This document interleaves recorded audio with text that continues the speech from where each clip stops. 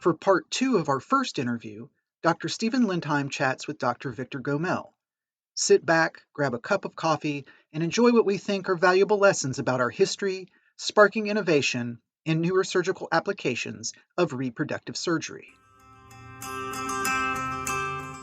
Tell me how long you've been working in this industry of reproductive surgery. In 1969, I started this business. And why? Because when I was a resident, they used to, for hydrosalpinges, they would go open the belly, and I would see that a nice abdomen, and then a pelvis that full of adhesions, and then they would open the tubes, put little plastic device, and suture it. And 2 or 3 months later, they would go to remove the device and leave the tubes open. And I would obviously be in the operating room helping the consultant, and I would see that the abdomen was full of adhesions and the pelvis also was full of adhesions. And that is what started me in this business.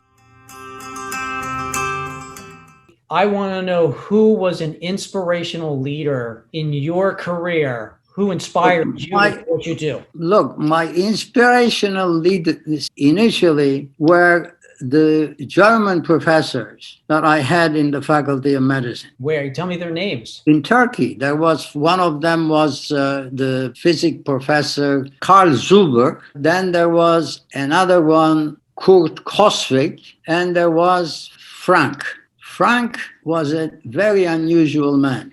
Can you imagine? This guy was working in Germany and suggested the removal of the spleen for pancytopenia. And it's still the treatment today. And the guy was kicked out of the department. And he was a very unusual man. I learned from him a lot. You see, in those days, there was nothing except what flair médical. This man would come, his lessons were in a big amphitheater. Even a lot of doctors would come who had nothing to do with the Faculty of Medicine just to learn. So they would bring a patient who had been in the hospital 2 weeks or 3 weeks and nothing was happening. And this man would start asking questions.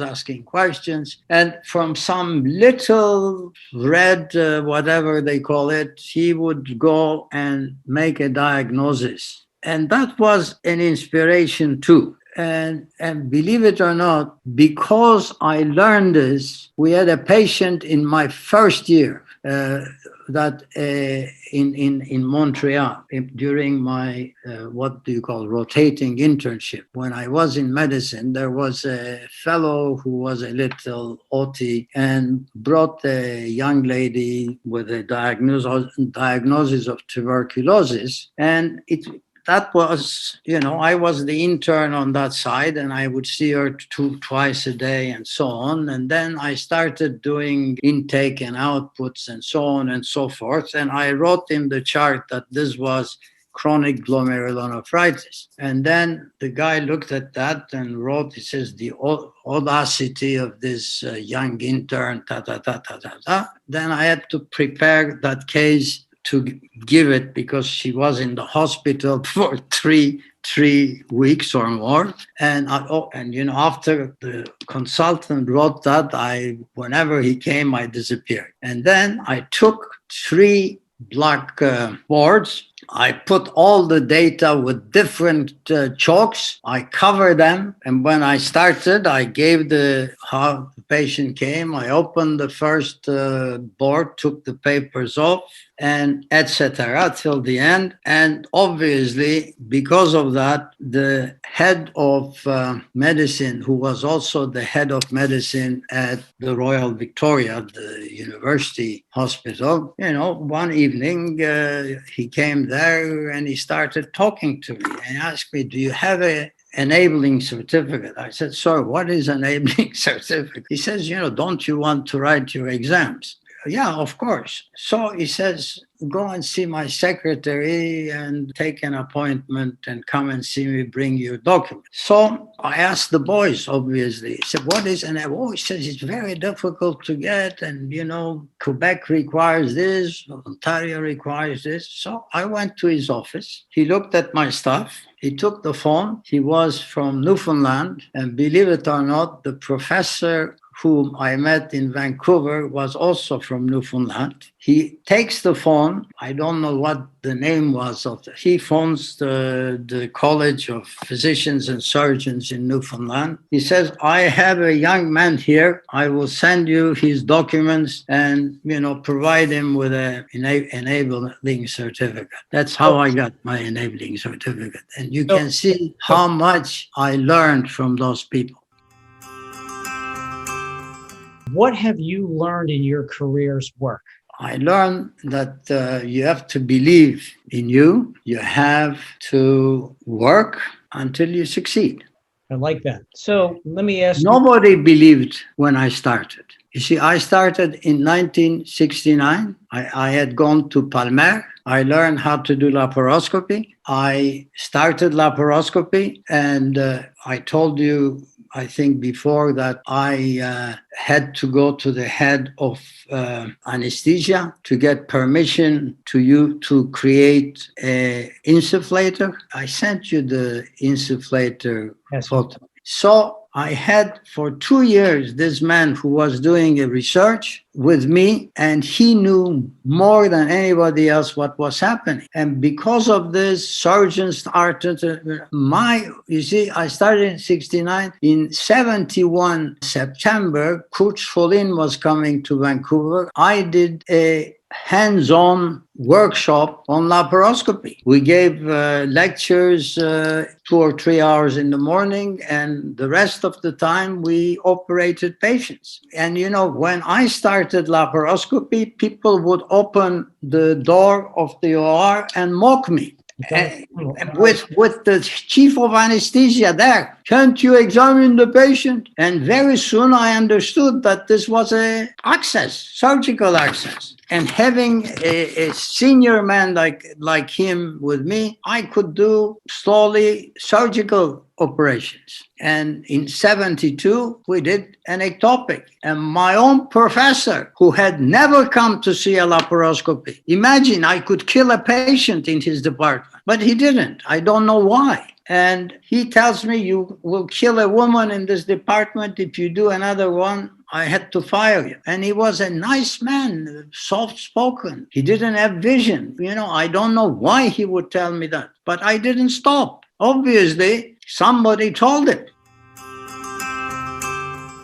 Obviously, your laparoscopy and your adhesion prevention. Tell me embellish just a little bit on how that made you very curious to continue to do research in this area. Look, when I saw that there's adhesions, I said, I have to do something to decrease or altogether have no adhesions. So then, as I wrote in the article that you asked me to do, from laparotomy to laparoscopy, I went to the literature, but very old literature. It was amazing when I saw you will get adhesions if the blood is in the peritoneal cavity. He says if you leave blood in the cavity, it will go and stick. And all of that stuff was available. It was a trove of information. In 1946, somebody said if you have blood, it will adhere and cause adhesions, but if the blood is heparinized, it won't adhere. It was a trove. And in 70, I learned from the chap in Seattle and somebody else who wrote that saline solution is toxic to the lining of the peritoneum. And they are still using it. So having a laparoscope, having a microscope, I started working. And I did laparoscopy and microsurgery exactly the same time. I was supported by the nurses and the head nurse as you couldn't believe. As much as my boss would wouldn't even look at what I was doing. They were right with me. That's great. It's great to have that support. And I will send you, if you like, the preface of my book, Microsurgery in Gynecology, and you will see that I gave them what they deserved, the nurses. And I said, I put the head nurse's name and the nurses, and I said, without them, a difficult task would have been impossible. So let me ask you, what would you say was the biggest surprise that you've had in your career and why? The surprise was maybe when I was looking second look laparoscopy and there were no adhesions and the tubes were open. That's great. No, that's great. Tell me, if you could go through this again and you had extra money for research, your departmental chair gave you money, you got funded by somebody, how would you spend it and why? With the technology that we have, there is a lot of things to do with artificial intelligence and all that stuff. I mean, this is a new game, totally new game. Well, that's great that you're all well on top of that. You know, in every career path, whether you're an artist, whether you're a musician or a scientist, you'll have mountains to climb, hurdles to overcome. What do you think has been your biggest mountain or hurdle to overcome? You know, and how would you tell people today, the learners of today, how to best overcome that? You know, the hurdles was the negativity that I saw. Can you imagine that you have a pro who kept you in his department, not coming and see the first case? I could have killed the patient. This poor man, you know, when they forced me to become head of department, believe you me, they forced me. I was footloose, fancy free. I was known all over the place, but he had to learn it from one of my assistants. You know, I had a guy who was doing surgery. He came to our department because he was with the military. He had to go back north. He wanted to learn gynecology a bit so that he can do cesareans and hysterectomies. And I liked him, and I would take him whenever I saw him and I had a laparoscopy, come do a laparoscopy. I said, it's the future. Even in surgery, because I would operate big cases with a surgeon friend of mine, lovely guy, very good surgeon. We operate together. I said, look, Ron, look at this gallbladder. It's asking, I will help you to remove one. By then I was removing cysts, all kinds of stuff. I said, if he had the courage, he would be the first. So I didn't really have, other than negativity, jealousy, I always had some support.